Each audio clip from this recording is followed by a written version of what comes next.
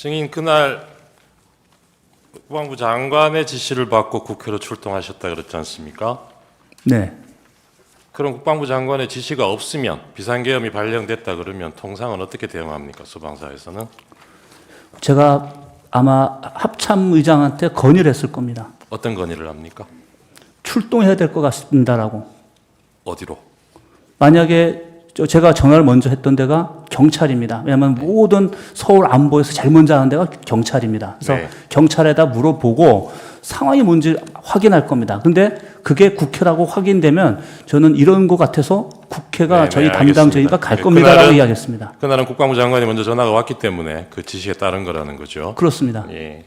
아까 증인도 거의 소방사에서 선발대 보내고 바로 같이 출발했죠, 증인도. 증인도 그날 출동 네. 지시 내리고 네. 그 부하들이 움직이기 전에 증인이 먼저 출동하셨던 거 아니? 제가 먼저 갔습니다. 그렇죠. 네. 그 아까 차 안에 계셨다 그랬는데 네. 컨테이너 4분의 1 크기? 그러니까 그 크기가 그러니까 좀 그러니까. 상상을 좀 시켜드리려고 한 건데 일찍 그냥 작은 도착하셔서 차입니다. 네. 이 상황 끝날 때까지 계속 그 차 안에 계셨던 겁니까? 그렇습니다. 그 차 안에 누가 있었죠? 그분 우리 부관, 운전관 이렇게 운전관. 셋이 있었습니다. 예. 자리가 그러면 운전관 있고 부관은 앞에 있고 조수석에 있고 저는 뒤에 뒷자리에 있고 증인 혼자 그렇습니다. 있었기 아까 전화기 3개로 뭐 계속 전화 통화하느라고 정신 없었다 그러셨죠? 그렇습니다. 그때 운전관은 자고 있었다 그래요. 그건 인지하셨습니까 그때?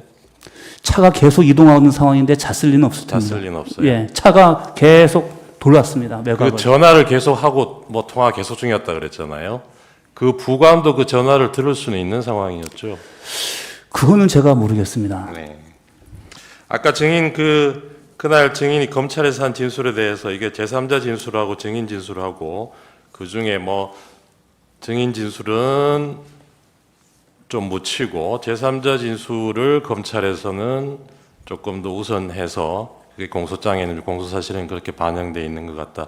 그런 취지로 진술을 하신 것 같은데. 답변 드리지 않겠습니다. 예, 그거는 그렇고 그때 차 안에 같이 있었던 그 부관의 진술도 그냥 제3자의 진술에 불과합니까? 아니면 그건 제가 잘 모르겠습니다. 그 진술은 증인이 보기에 믿을 만한 진술입니까? 일단은 제가 기억이 없는 가운데 네. 그 말을 듣고 제가 그거를 증언하면 위증이 될 수 있지 않습니까? 네.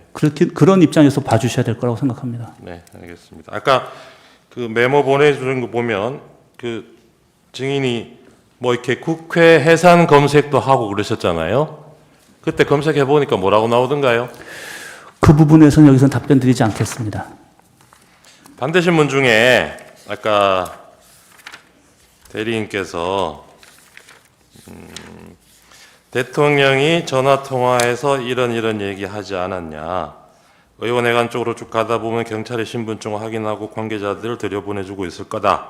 거기 가서 경찰에 얘기하면 들어갈 수 있을 거다. 이렇게 얘기하지 않았냐고 물었는데 증인 답변을 안 하셨어요. 이 부분도. 네. 근데 원래 증언 거부할 수 있는 거는 네.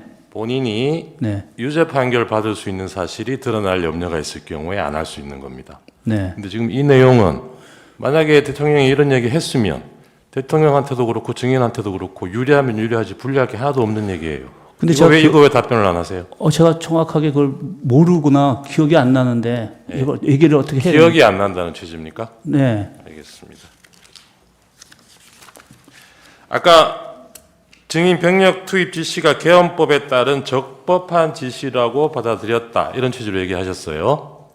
그렇습니다. 처음에 출동 지시 받았을 때는 그럴 수도 있다고 생각합니다. 근데 네. 이 생각이 나중에 대통령하고 전화 통화하고 그 이후에도 이 생각이 유지가 됐어요. 계엄 상황 끝날 때까지 이 생각이 유지가 됐습니까?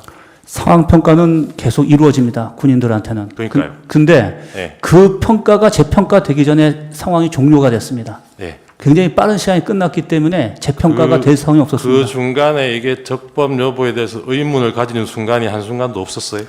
왜냐하면 병력이 외곽 대치선에 점령조차도 못했는데 네. 제 모든 관심은 병력이 배치돼서 그 배치 결과를 보고하고 예하 지휘관들이 이런 상황입니다. 어떻게 할까요?라는 말을 들어야 되는데 도착을 안 했는데 어떻게 다음 거를 생각합니까? 그 당시의 상황에 대해서 증인하고 참모장하고 생각이 좀 다르지 않았던가요?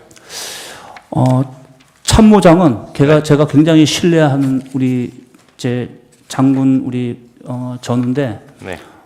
굉장히 어떻게 보면은 좀 항상 저랑 의도적으로 반대 입장에서 레드 팀에서 항상 조언해주는 우리 후배입니다. 예. 그래서 제가 상당히 존중하는 후배고. 그때 그날 참모장은 레드팀으로서 어떤 의견을 내던가요?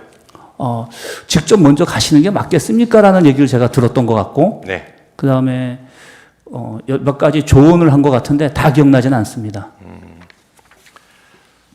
그 처음에 출동할 때는 어떤 상황인지 잘 모르고 가셨다 했잖아요. 네. 근데 수방사가 보통 이런 비상사태 때 출동하는 것은 뭐 대테러 업무에 하기 위해서 가는 거 아닌가요? 대테러는 아주 일부입니다. 아, 그런가요? 네. 근데- 제가 앞서 말씀드렸지 않습니까? 비상사태의 종류가 다양한 게 있는데 그 많은 것 중에 테러는 비상사태에 네네네. 들어가지 않습니다. 제가 네. 여쭤보겠습니다. 그럼 출동 지시 받을 때는 어떤 상황인지 잘 모르고 가셨는데 네. 국회 앞에 가서 보니까 거기서 차 안에서 지금 몇 시간 계셨다는 거잖아요. 보고 받으면서 네. 그렇게 몇 시간 동안 계셔 보니까 그게 어떤 상황이었어요? 그날 국회 상황이 무질서 상황이었다고 얘기하고 무질서 상황이었다. 네. 그거는 무질서 상황이기 때문에 군이 투입된 겁니까? 아니면 군이 가서 무질서 상황이 된 거예요?